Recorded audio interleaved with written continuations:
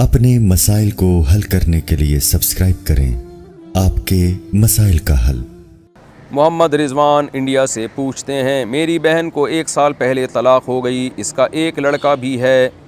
मैं और मेरे वालिदैन रिश्तेदार सब इसको समझाते हैं शादी के लिए, लेकिन वो मना करती है।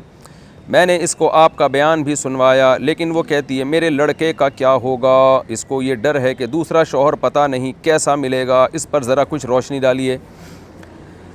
बाज़ ख़वातीन को जब तलाक़ होती है ना किसी मर्द से, तो वो समझती हैं सारी दुनिया के सारे मर्द ऐसे होते हैं। उनको ये सोचना चाहिए कि इतने सारे घर बसे हुए भी तो हैं ना। यानी हमारी सोसाइटी में ठीक है तलाक़ का रेशो बहुत बढ़ गया है, मगर घर बसने का रेशो तलाक़ के रेशो से बहरहाल ज़्यादा है। मुस्लिम सोसाइटी की बात कर रहा हूँ। यानी 100 जोड़े अगर होंगे तो 4% को तलाक़ होगी, 5% को तलाक़ होगी, 95% अल्लाह का शुक्र है कामयाब शादियाँ ही हो रही हैं। तो आपकी सिस्टर जो है वो उन 5% नाकाम मर्दों को और नाकाम शादियों को देख रही हैं जिनके यहाँ तलाक़ें हुई हैं। 95% ये नहीं देख रही कि बहुत से हंसी खुशी ज़िंदगी गुजार रहे हैं। तो औरत का बग़ैर शौहर के रहना शरीयत में पसंदीदा काम नहीं है। आम तौर पर जब बच्चा हो जाता है तो ख़वातीन कहती मेरे बच्चे का क्या होगा। इस बारे में अबू दाऊद की हदीस भी पेश की जाती है कि जो औरत अपने बच्चों की खातिर शादी ना करे तो क़यामत के दिन मैं उसके साथ हूँगा। ये हदीस ज़ईफ़ है सनद के लिहाज से। और बहुत सारी यानी अहादीस और दीगर आयात से हमें पता चलता है कि औरत को तलाक़ हो या बेवा हो, चाहे बच्चे हों या ना, उसको फ़ौरन निकाह करना चाहिए।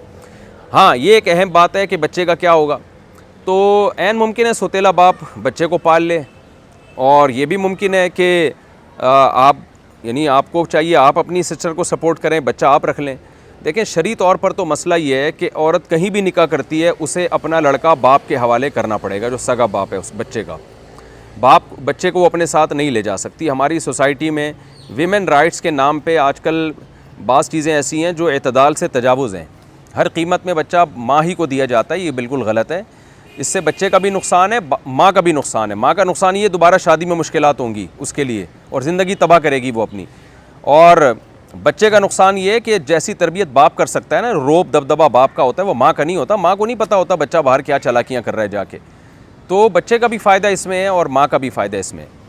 अब माँ ये कहती हैं कि हमने बच्चा बाप के हवाले कर दिया तो हम शादी करके कैसे ज़िंदगी गुजारेंगे। देखें, ये बच्चा हमेशा के लिए बच्चा नहीं रहेगा। ये थोड़े दिनों में बालिग होकर वैसे ही अलग हो जाते हैं। 13-14 साल की उम्र होती है, उसके बाद बच्चा मैच्योर होना शुरू हो जाता है। उसके बाद उसको वो वैसे भी कमाने के लिए बाहर जा सकता है, और उसमें तो फिर वो ना बाप के पास ना माँ के पास, दोनों के पास रहे वो। ये तो जब तक बालिग नहीं हो जाता तो शरीयत ने कहा है कि माँ अगर शादी करती है तो बच्चा बाप के पास रहे। बालिग होने के बाद तो फिर वो दोनों का है, इधर भी जाए उधर भी जाए। तो औरतें ये बड़ी ख़तरनाक हरकत करती हैं कि बच्चों की खातिर बच्चे को बाप के हवाले नहीं करती और कहती हैं कि जी चूँकि ससुराल पता नहीं सौतेले बच्चे को कबूल करे ना करे, और ख़ुद बैठी रहती हैं।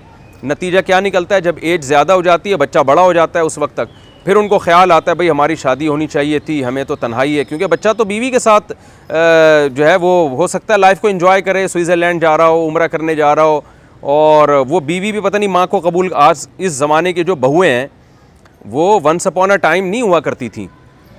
ये इसी ज़माने की लेटेस्ट बहुएँ जो आ रही हैं। ये तो आपने तो क्या किया, अपने बेटे को, इकलौते बेटे को बड़ी मोहब्बत से पाला पोसा, कल उसकी शादी की और बहू आई तो पता चला वो बहू को आप अच्छी नहीं लग रही हैं। बहू कहेगी नहीं तेरी माँ के साथ रहना ही नहीं है मैंने। हो सकता है आपका बेटा तलाक दे दे, दूसरी बहू लेकर आए, दूसरी उससे भी 2 हाथ आगे निकले। तो ये बीसियों किस्म के फ्यूचर में औरत के लिए मसाइल हो सकते हैं।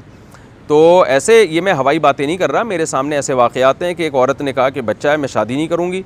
बच्चा बड़ा हो गया, बच्ची की शादी हो गई, और अब खातून तन्हाई की ज़िंदगी गुजार रही हैं और कह रही हैं काश मेरा कोई शौहर होता, मेरा भी कोई ससुराल होता, मैं भी कोई ज़िंदगी गुजारती, मज़ीद मुझे औलाद मिल जाती। अब कोई उनसे निकाह करने के लिए तैयार ही नहीं है, एजड हैं। तो बच्चा थोड़े दिनों तक बच्चा होता है, ये टाइम 5-6 साल में गुजर जाएगा। तो इस 5-6 साल की खातिर आगे 20-30 साल की ज़िंदगी को बर्बाद ना किया जाए। तो बच्चे को शौहर के हवाले करें, जो यानी बच्चे का हकीकी बाप है, और उससे एग्रीमेंट कर लें कि भाई मैं जब चाहूँगी बच्चे से मिलूँगी, हफ्ते में 1 दिन बच्चा रात मेरे साथ गुजारेगा, और रोज़ाना मैं डेली बेसिस पे बच्चे से मिलती रहूँगी। और फिर आप क्या करें, आप शादी करके, हो सकता है अल्लाह आपको और मज़ीद औलाद दे दे, तो और भी औलाद आपके हो सकती है, ये भी रहेगा आपके पास, वो भी होगी। तो ये अहमकाना किस्म का फ़ैसला है कि मैं अपने बच्चों की खातिर शादी नहीं कर रही। बच्चों ने कल बड़े होकर इधर उधर उड़ जाना है। जैसे आप देखें ना, परिंदों में भी ऐसा ही होता है कि वो थोड़े से बड़े होते हैं परिंदे, माँ बाप उनको पालते हैं, कबूतर कबूतरी मिल के पालते हैं, बच्चे के ज़रा पर निकले और वो मार्केट से हुआ शार्ट, तो कल आपका बच्चा पता नहीं कहाँ जाए, अमेरिका जाए कमाने के लिए, यूके जाए, उसने वैसे ही अलग हो जाना है। तो आप जो नेचुरल लाइफ है उससे बगावत ना करें। ये सिर्फ आपकी सिस्टर को मैं नहीं कह रहा, जो जितनी भी ख़वातीन हैं जो तलाक़ के बाद शादी हो, बच्चों की खातिर शादी नहीं करती, वो अपना बहुत बड़ा नुकसान करती हैं। बच्चों को बाप के हवाले करें और अच्छी जगह शादी करें और बाप से एग्रीमेंट करें कि बच्चा हमसे मिलता रहेगा। तो और मैंने देखा है मर्दों का दिल इस मामले में अल्हम्दुलिल्लाह बड़ा होता है, वो बच्चों को माँ से रोकते नहीं हैं, वो मिलने देते हैं। लेकिन ये कि ख़वातीन इस बारे में जो उनमें जुल्म का रेशो है ना वो ज़्यादा है, बहुत मादरत के साथ, वो नहीं बच्चों को बाप से मिलने देती, वो दूर कर देती हैं। इल्ला ये कि चंद फ़ीसद ख़वातीन जो इस वक्त मेरा बयान नहीं सुन रही होंगी, लेकिन मेजॉरिटी की मैं बात कर रहा हूँ कि मेजॉरिटी में बाप नहीं रोकता माँ से बच्चों को, वो मिलने देता है, वो कहता है जाओ डेली बेसिस पे बच्चों माँ से जाके मिलो। तो लेकिन अगर कोई ख़राब बाप है, कोई नशई है, आपका ख्याल है कि वो नहीं मिलने देगा, हमेशा के लिए बच्चों को दूर कर देगा आपसे, तो फिर ये जुल्म है, ज़ाहिर है जुल्म की तो हम हिमायत नहीं कर सकते। तो ऐसे मौके पे भी फिर बच्चा ननियाल में रह ले और जो है वो लेकिन अपनी ज़िंदगी को ख़राब ना किया जाए। औरत के पास निकाह का ऑप्शन महदूद होता है, खूब समझ लें। मर्द जो है ना बुढ़े होकर भी शादियां करते रहते हैं, 70 साल के भी हमने बूढ़े देखे हैं शादी कर रहे होते हैं, उनको रिश्ते भी मिल, अगर पैसा आता है तो बुढ़ों को भी रिश्ता मिल जाता है।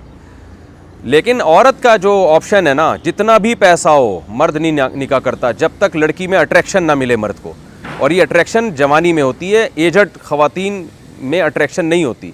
उससे अगर कोई मर्द निकाह कर रहा होगा तो पैसे की खातिर कर रहा होगा और वो पैसे ही को फोकस करेगा, फिर वो औरत से मोहब्बत नहीं करेगा।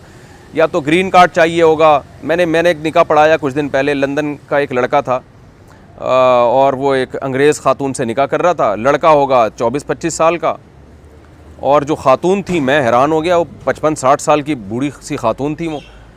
तो मुझे नहीं पता था क्या कहानी है। खैर वो खातून ने इस्लाम कबूल किया, अंग्रेज़ खातून ने, हमने निकाह पढ़ाया। मुझे अजीब सा लग रहा था, कोई मैचिंग की शादी नहीं है, लेकिन बहरहाल जब मियाँ बीवी राज़ी तो क्या करेगा काजी। हमने कहा दोनों पसंद करते हैं एक दूसरे को, बहुत अच्छी बात है। मैंने मुबारकबाद दी, उनको दुआएं दी और इस्लाम भी माशाल्लाह उसने कबूल किया, तो सब कुछ हो गया। उसके बाद मुझे किसी ने बताया कि जी वो तो बड़ा मसला हो गया। मैंने कहा जी क्या मसला हुआ? कहते हैं वो लड़के ने यूके की नेशनैलिटी के चक्कर में उस खातून से शादी की थी। ये जो लड़का दिल दे बैठा था ना, एक 60 साल की एजड खातून को ये दिल नहीं दे बैठा था, ये असल में यूके को दिल दे बैठा है। लंदन की नेशनैलिटी की खातिर की है, तो ना खुदा ही मिला ना विसाल सनम। हुआ ये कि जब उसने डॉक्यूमेंट जमा कराए हैं तो लंदन वालों ने देखा कि तेरा निकाह तो फ़लाँ तारीख़ को हुआ है और कोई जोड़ की शादी है ही नहीं, तूने क्या सोच के इस खातून से शादी की है? इंक्वायरी की, पता चला जी इसका मकसद सिर्फ़ और सिर्फ यही है कि वहाँ नेशनलिटी लेगा और पतली गली से मार्केट से शार्ट हो जाएगा। तो ये होता है ख़वातीन के साथ जब वो एजड हो जाती हैं और अपना घर नहीं बसाती। तो इसलिए इसमें हमाकत से इज्तिनाब करना चाहिए, तमाम दवाएं बच्चों की पहुँच से दूर रखनी चाहिए। मोहब्बतुल्लाह इंडिया से पूछते हैं, सवाल अर्ज़ ये है कि हराम को हलाल समझ कर करना भी शिरक है। तो आजकल बहुत से ऐसे गलत काम हो रहे हैं जिसे बुरा ना समझ कर खुलेआम किया जाता है, जबकि कभी कभी तो फ़ख्र से किया जाता है। मसलन गीबत करने को बुरा ही नहीं समझा जाता, लड़के लड़कियां आपस में रिलेशनशिप को बुरा नहीं समझते, और भी ऐसी बहुत सी बुराइयां हैं जिसे गलत नहीं समझा जाता। तो क्या ये भी शिरक में दाखिल होगा? और एक शख्स बिल्कुल अपनी आखिरत से गाफिल होकर गुनाह करता है तो क्या ये माना जाएगा कि इसे आखिरत का यकीन नहीं है और वो मुशरिक है? नहीं जी, इन बातों से इंसान काफिर नहीं होता, कबीरा गुनाह का मुर्तकिब हो जाता है। कुल्लु उम्मती मुआफ़न इल्लल मुजाहिरीन, जिहार से, मुजाहिदीन नहीं मुजाहिरीन। नबी सल्लल्लाहु अलैहि वसल्लम ने फरमाया, बुखारी की हदीस है, मेरी सारी उम्मत काबिल मुआफ़ी है मगर वो लोग जो खुल के गुनाह करते हैं। तो ये गर्लफ्रेंड बॉयफ्रेंड का रिलेशन, इस तरह की चीज़ों को प्रोमोट करना और खुल के बताना कि ये हमारी गर्लफ्रेंड है, तो ये चीज़ें इंसान को कुफ्र के करीब ले जाती हैं। तो काफिर तो नहीं होता लेकिन कुफ्र के करीब ले जाती हैं। काफिर जब होगा जब इसको हलाल समझना शुरू कर दे साफ़ लफ्ज़ों में और शरीयत को बुरा कहना शुरू कर दे। मिसाल के तौर पर कोई गर्लफ्रेंड को लेकर घूम रहा है, आपने उससे कहा भाई शरीयत की रोशनी में हराम है, ये इस्लाम में हराम है, वो जवाब में क्या मैं नहीं मानता इस्लाम को, तो इस जुमले से वो काफिर हो जाएगा। या वो जवाब में क्या इस्लाम ने ऐसे ही माज़अल्लाह गलत अहकाम दे दिए हैं, इस्लाम को मैं नहीं मानता, या मानता हूँ मैं मुसलमान हूँ लेकिन ये इस्लाम का हुक्म सही नहीं है, ये ज़माने के लिहाज से गलत हुक्म है, इस तरह की बातें करेगा तो चूँकि इस्लाम का मजाक उड़ा रहा है तो काफिर हो जाएगा, क्योंकि अल्लाह उसके रसूल के साथ इस्तेहज़ा कर रहा है। लेकिन अगर ये बात नहीं करता बल्कि वो गलत, उसमें एक गर्लफ्रेंड से उसने दोस्ती लगाई हुई है और जब उसको नसीहत की जाती है तो मुंह मोड़ के चला जाता है, तो ऐसे मौके पे वो काफिर तो नहीं होगा लेकिन बड़ा गुनहगार ज़रूर होगा कि एक तो बुराई ऊपर से, एक तो यानी चोरी, ऊपर से सीना जोरी। पिछली कौमें जिनको अल्लाह ने तबाह बर्बाद किया ना, उनमें बड़ा उज़र ऐब यही था, गुनाह भी करते थे और इतराते भी थे उस गुनाह पे। आज यही होने लगा है कि गुनाह भी करते हैं और इतराते हैं। नबी ने फरमाया कोई शख्स गुनाह करता है, अल्लाह ने उस पर पर्दा डाला हुआ है, वो ख़ुद भी पर्दा डालता है, और एक वो शख्स है जिसने गुनाह किया और लोगों के सामने आके उसको बताता है। तो नबी ने फरमाया ऐसा शख्स काबिल माफ़ी नहीं है, जहन्नम में इसको इसकी सज़ा मिलेगी कि ये तो जुर्म भी कर रहा है और उस पर सीना अकड़ा के भी चल रहा है।